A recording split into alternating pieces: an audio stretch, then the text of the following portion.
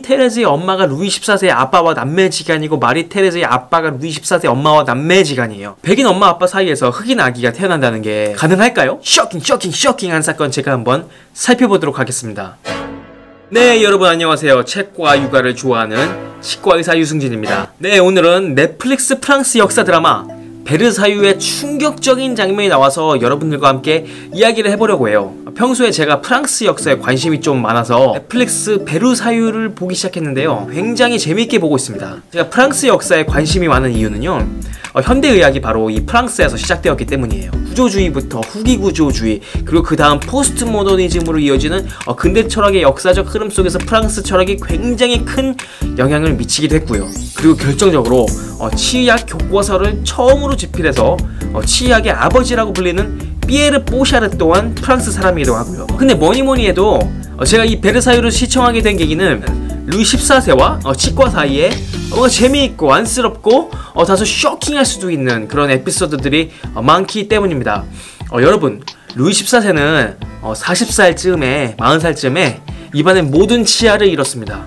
정말 모든 치아를 잃었어요. 드라마 베르사유에서는 실제로 당시 의료 풍습이라든지 진료 모습을 보여주는 장면들이 적지 않게 나오는데요. 이와 관련해서는 제가 정주행을 한번 슉 하고 나서 따로 정리를 해보도록 하겠습니다. 네, 오늘 제가 영상을 만들게 된 이유는요, 아니 너무 충격적인 장면이 나와서 그래요. 그건 바로 루이 14세의 아내이자 스페인 공주라고도 불리는 마리 테레즈가 출산하는 장면이에요. 일단 여러모로 충격적이었는데 첫 번째 충격은, 아니 출산 장면을 궁정의 모든 신하와 귀족들이 지켜보고 있었다는 거예요. 여러분들, 출산 장면을 보고 싶으세요? 물론 저도 자연주의 출산이라고 해가지고 아빠가 참여하는 분만에 대해서 굉장히 좋게 생각하고 하는데, 드라마 속 장면으로 따지면 출산할 때 친구, 친척, 동네 사람들 다 불러가지고 참관하게 하는 정말 상상도 못할 장면인 것 같아요.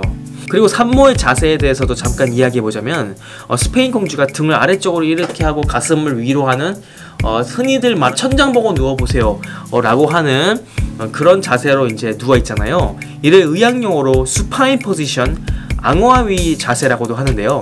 저 수파인 포지션으로 양 다리를 벌리고 출산하는 자세를 산모가 취하게 한 것 또한 루이 14세라고 합니다. 그 이유는 루이 14세가 출산 장면을 더 잘 보고 싶어서 그랬다고 합니다.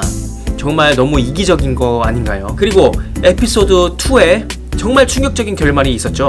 그건 바로 루이 14세와 스페인 여왕 마리 테레즈 사이에서 검정색 피부의 아기가 태어났다는 거예요. 이 영상에서 어떤 인종차별적 제스처를 취하고자 하는 의도가 전혀 없어요. 그냥 상식적으로 생각해보자는 거예요. 상식적으로 생각했을 때 백인 아버지와 백인 어머니 사이에서 흑인 아기가 태어난다는 게 가능할까요? 드라마 속에서 출산을 집도하던 집도인은 정말 깜짝 놀라서 참관하고 있던 모두를 밖으로 내보냈어요. 루이 14세는 검정색 피부의 아기를 보면서 굉장히 분노합니다. 백인 엄마 아빠 사이에서 흑인 아기가 태어난다는 게 가능할까요? 쇼킹한 사건 제가 한번 살펴보도록 하겠습니다. 네, 이 흑인 여자 아기는 결국 수녀원으로 보내지게 되는데요.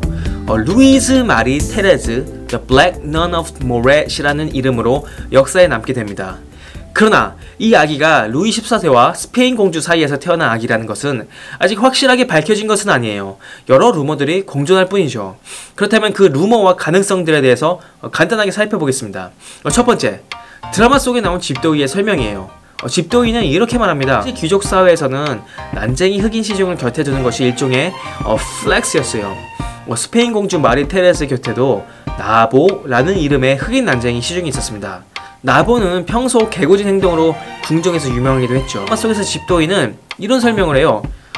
나보가 임신 중이었던 스페인 공주를 이렇게 뚫어져라 쳐다보는 것을 본 적이 있는데, 이것 때문에 스페인 공주의 뱃속에 검은 기운이 들어가게 되었고 흑인 아기가 태어나게 되었습니다 라고 말을 하죠. 근데 듣는 루이 14세도 굉장히 어처구니 없어 하더라고요. 정말 17세기 의학 수준이 짐작이 갑니다. 네, 둘째, 청색증 때문이에요. 이는 프랑스 왕실의 오피셜한 설명이기도 했죠. 청색증은 피부나 점막의 산소 포화도가 83% 이하일 때 나타나는 현상인데요. 대표적인 증상으로 피부색이 짙어지는 게 있습니다. 영유아 시기에 청색증이 나타나는 경우에는 선천성 심질환을 의심할 수 있습니다. 그런데 보통 청색증 아기들은 검정보다는 파란색에 가까운 피부톤을 하고 있어요. 청색증 아기 사진을 한번 구글에서 찾아보세요. 집도이가 당황하고 루이 14세가 분노할 만큼은 아닐 거라는 생각이 듭니다. 그런데 청색증 썰도 가능성이 없지만 않은 게 루이 14세와 스페인 공주가 유전적으로 굉장히 가까워요. 둘이가 친척이에요. 전 이거 가계도도 한번 그려봤어요. 여기 이렇게 가계도도 한번 그려봤는데 처음에 그릴 때 무진장 헷갈리더라고요. 마리 테레즈의 엄마가 루이 14세의 아빠와 남매지간이고 마리 테레즈의 아빠가 루이 14세 엄마와 남매지간이에요. 이게 도대체 무슨 경우인가요? 이런 족보를 보면 루이 14세와 마리 테레즈 사이 자녀에서 심각한 유전 질환이 없는 게 말이 안 될 정도라니까요.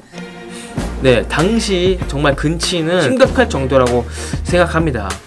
네, 그리고 마지막 가설은 스페인 공주와 난쟁이 흑인 시중 나보 사이의 딸이란 썰이에요. 이것도 상당히 그럴듯해 보이죠. 왜냐하면은 스페인 공주는 나보를 굉장히 귀엽게 여겼다고 해요.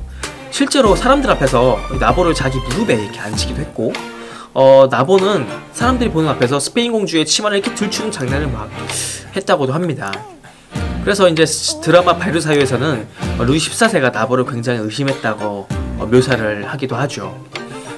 사실 지금까지 모든 것들이 루머에 가까워요. 그리고 다른 루머도 있어요. 당시 베르사유 궁전의 정원을 관리하던 흑인 정원사 부부의 딸이었는데 딸을 잘 키우기 힘든 상황이 되자 루이 14세와 스페인 공주가 수녀원으로 보냈다는 썰도 있습니다. 그 누구도 진실은 알 수 없어요.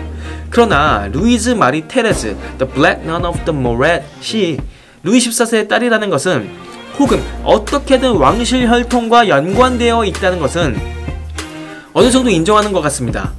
그 구체적 증거로는 우선 루이즈 마리 테레즈 파스텔 초상화가 있어요. 이 초상화는 1680년경에 그려졌는데요. 연구에 의하면 이 초상화는 프랑스 왕실에서 왕들의 초상화를 그린 화가에 의해서 그려졌다고 합니다. 그리고 17세기 프랑스의 작가들이 루이즈 마리 테레즈에 대해서 굉장히 많은 내용을 썼다고 해요. 그리고 마리 테레즈, 루이 14세의 아내 마리 테레즈가 죽고 난 뒤에 루이 14세의 새로운 아내는 수녀원에 계속 찾아가가지고 루이즈 마리 테레즈에게 당신은 루이 14세의 딸이 아니야 라고 설득을 했다고 합니다. 그런데 루이즈 마리 테레즈가 이렇게 말했다고 전하시죠. 당신들이 자꾸 나를 찾아오는 걸로 봐서 나의 아버지는 루이 14세가 맞나보군요. 네, 그렇죠. 그 밖에도 루이즈 마리 테레즈가 수녀원에 맡겨줄 때 왕실에서 큰 돈을 함께 맡기면서 양육비로 쓰라고 하기도 했다고 합니다. 네, 여기까지가 제가 파헤쳐봤던 내용들이고요. 정말 드라마 베르사유는 여러모로 쇼킹한 드라마고, 당시 프랑스의 민낯을 여과 없이 보여주는 것 같아서 베리베리 흥미진진한 것 같습니다.